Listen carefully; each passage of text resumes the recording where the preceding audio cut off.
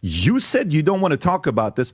You just spun away from a question I asked you, and you brought this up. You haven't even addressed the question I asked you. Let me Wait a finish. minute. We'll get to the point that illegal let's go back to what I asked you. I asked you a question that the money that's going in, Americans prove that they don't trust the government getting the money than free market, free enterprise. I don't think that's the case. You never addressed that. I don't think that's the case. People love Social Security. People love... Patrick Bet-David brought on Sam Seder onto his show, the PBD podcast, and absolutely annihilated him. This is one of the most embarrassing appearances from Emma Vigeland or Sam Seder or anyone over at that network that I've ever seen. And Patrick Bet-David absolutely put this guy in his place, as you can see from the screen grab right here at 0 seconds in this clip. Things start off very heated between Patrick Bet-David and Sam Seder. Let's get into this clip here from the PBD podcast and the Valuetainment YouTube channel. About the illegal immigrants that came those 4 years. I will get to illegal. You don't care about those people. I will get to the undocumented. You cared about children. But you don't want to talk about this, and I don't blame you because it's embarrassing. No. But let me do a quick time out. Every one of those Social Security numbers. Do a quick time out here. Sam, let me just do a quick time out. You said you don't want to talk about this. You just spun away from a question I asked you, and you brought this up. You haven't even addressed the question I asked you. Let me finish. We'll get to the point that illegal let's go back to what I asked you. I asked you a question that the money that's going in, Americans prove that they don't trust the government getting the money than free market, free enterprise. I don't think that's the case. You never addressed that. I don't think that's the case. People love Social Security. People love Medicare. Expenditure. What we learned with Doge. The American people said, Sam, enough of you taking our tax money and see what you're doing with it.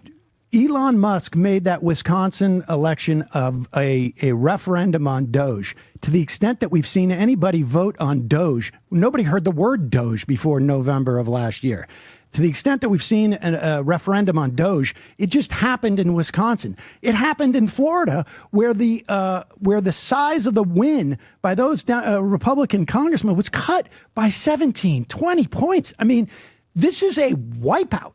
And every Republican, you're going to see a difference in Republican lawmakers over the next year and a half, because anybody who was in a plus Trump 8 district or less is now starting to go like, wait a second. That's why Musk is being shown the door, supposedly.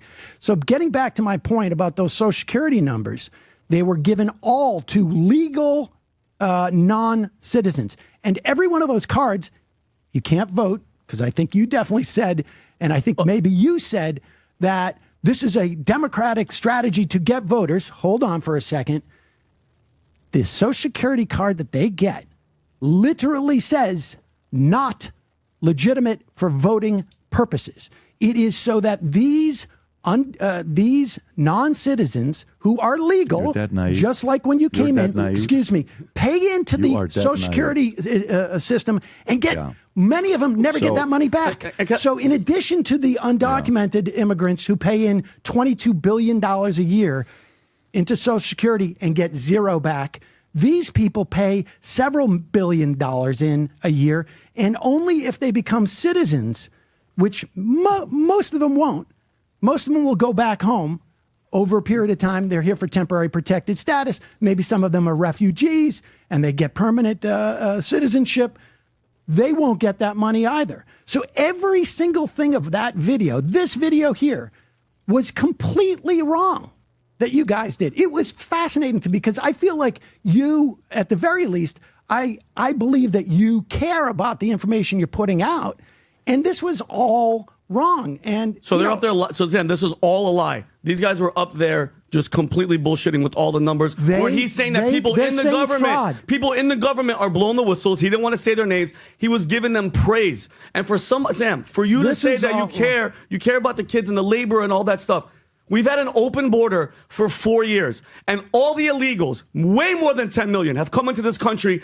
California, is that where you live?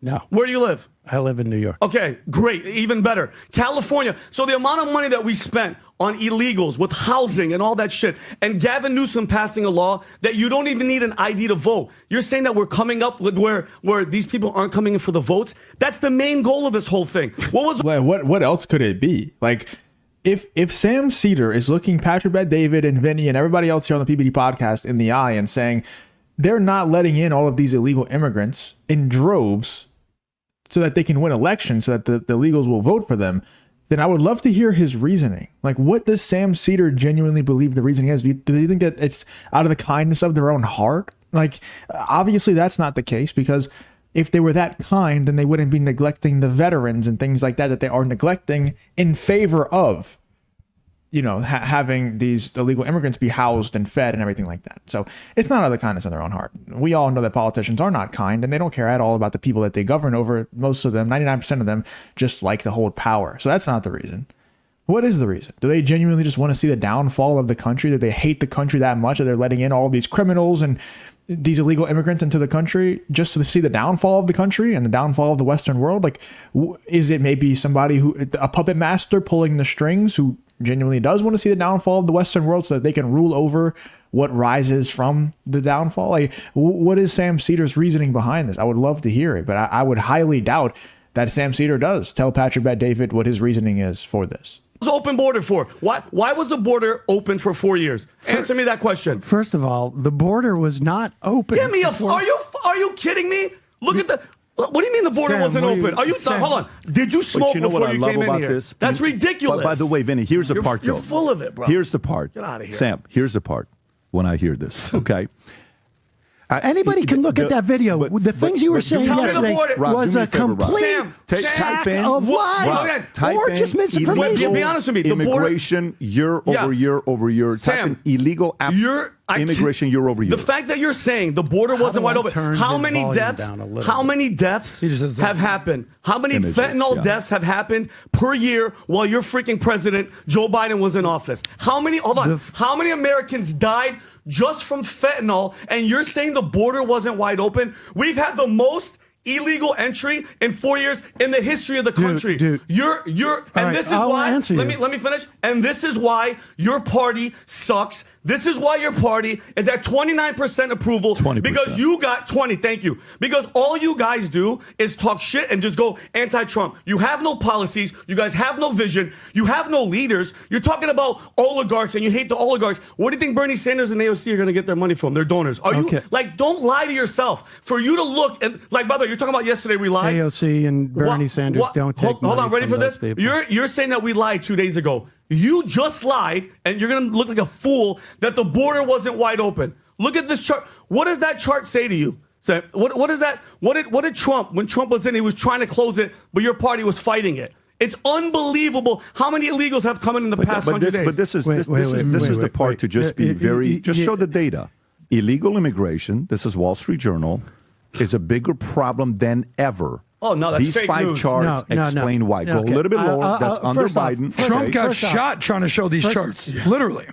This is October of 2023. Go to the next one. A guy who was registered Republican. Here's another one. Hold on, can I address what let me just show the data, and then I want you to say what you want to say. Go a little bit lower with the data, Ron. No, because he said it's inaccurate. This is another one here showing data. Okay, well, go back up to the... And then go to the last one, Rob. Go to the last one, Rob. Go to the top one here. I mean, this is the numbers you're talking about. Charts. So this is... You can start one by one.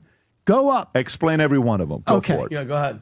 Yeah, you can see that this is what constitutes illegal immigration. These are, if it was an open border, you would not have had a problem in Haiti as the country has fallen apart.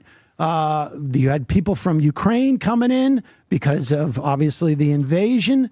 These are all under temporary protected status. They all got Social Security numbers so they could pay taxes into our government and not necessarily get the services back. Yes, and vote for Democrats. No, they can't vote. Right. Those Social Security cards literally say on the card, say you can't use this for voting. AOC said we don't have an illegal immigration problem. We have a documentation problem. That's what AOC said. So this is not something new. You know how when you talk about who's better at gerrymandering, who's better at gerrymandering, the left or the right? Republicans seem to be better at that. The Republicans are much better. I agree. Guess what? So it's not like they can fight it and say, no, we're not. That's their reputation. They have it. They're better at gerrymandering. Strategically, they're better at doing that. But for you to sit here... I don't have a problem. May I make my point? Let me make my point. Yeah. When you sit here and you watch yourself, when you're saying these policies and you spew out these policies, what the average person does, they'll watch it, and if they've already outgrown it, because today the problem with, folks, content creators have today is the following. Say we say something on a video, and we're wrong. you know what others will do? They'll react to it and they'll say stuff to it. And if we're right, they'll keep coming to us to want to hear more of it because they'll say, at least you sound reasonable. And they'll say, I want to hear what John has to say. I want to hear what Joe has to say. I want to hear what Megan has to say. I want to hear what, whoever these people are that are giving ideas out there want to say, right? But when you keep saying stuff that others are able to tear apart so many times that a former liberal watches that maybe was a viewer of you and says, how can Sam not see this and outgrow it? He is still stuck on this policy that's been proven. Americans don't want to pay more taxes to a government that wastes their taxes. How does he not see that? How does he keep pushing this agenda back and forth? Then you lose an audience, and the people you keep is the following. Here's who you end up keeping. You end up keeping an audience that makes you think you're right, but that's not always the case. You keep an audience that, of course, hates rich people. Rich people are bad people, and they're probably not making a lot of money, and they come to Sam to save them. Hey, let's trash and bash rich people because this is what we got to do. Yes, Sam, let's go after the rich. We want 1 million people to sport the Future Looks Bright gear. We are getting very close to it. Yeah, that's spot on, and that's exactly what's happened to everybody on the left wing who hasn't adjusted to the current climate, right? There's people like Anna Kasparian. There's people like Cenk Uygur, Anna Kasparian, people like Bill Maher who have adjusted, and they've, I don't know if they're just being opportunists or if they're genuinely having change of hearts or whatever the case might be. But then there's also people like David Pakman, who's not as bad as someone like Destiny. But then there's Sam Seder, Destiny, Emma Vigeland, those sorts of people who haven't shifted at all towards the center. They're actually going further and further left every single day. And it's a result of audience capture, and you guys know what audience capture is. But for anyone who doesn't, it's basically when you get rewarded by your audience for saying something. So let's say, for example, you're in Sam Seder's position. Every single time you say something that's more and more radically left wing, you get rewarded for it by your audience with more views, more positive comments, whatever. Well, then every single video, you're basically getting trained like a dog does with treats, right? Every single video, you want to say something more and more radically left wing, because you know that it got you positive responses last time. It got you more money. It got you more views. So you want to continue doing that over and over again. And eventually you just get so unhinged. And now, they're forced to make a decision. These people like Sam Seder, they're forced to make a decision. Do they want to start to become more common sense centric, like Anna Kasparian, Bill Maher, those sorts of people? Or do they want to just continue to exist in an echo chamber, knowing that they're wrong, knowing that they have no common sense in their takes, but they're going to continue to exist in this echo chamber, and there's an audience for that for sure. And that's the decision that Sam Seder and Emma Vigeland have decided to make. They're just existing in their echo chamber. They're not going to look outside. They're not going to search for truth. They're not going to do any of these things, and it's sad to see, but it is what it is. At least we're able to just see it for what it is.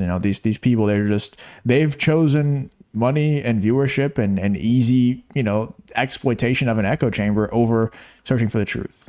That really is what's happened. That's exactly what Patrick Bet-David just laid out there. Let me know in the comments what you guys think about this whole Patrick Bet-David versus Sam Seder situation. Who do you think came out on top? To me, it's pretty obvious. I'm pretty sure everybody in the comments will agree as well. Patrick Bet-David absolutely wiped the floor, and so did Vinny. Vinny went in on Sam Seder as well. But let me know in the comments what you guys think about this whole Patrick Bet-David versus Sam Seder situation here live on the PBD podcast and the Valuetainment YouTube channel.